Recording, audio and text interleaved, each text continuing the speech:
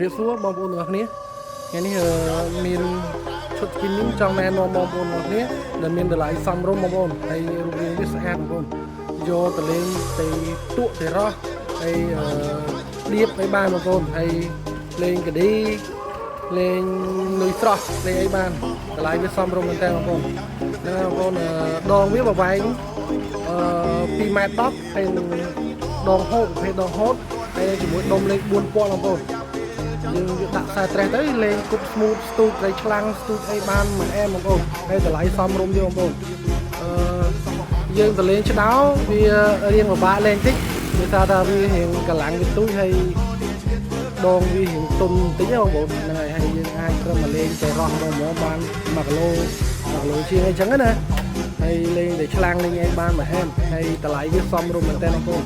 តម្លៃមួយឈុតនេះតម្លៃត្រឹមតែគិតឲ្យបងប្អូនតម្លៃត្រឹមតែ80000រៀលទេបងប្អូនមានថែមនុយមានថែមផ្លែ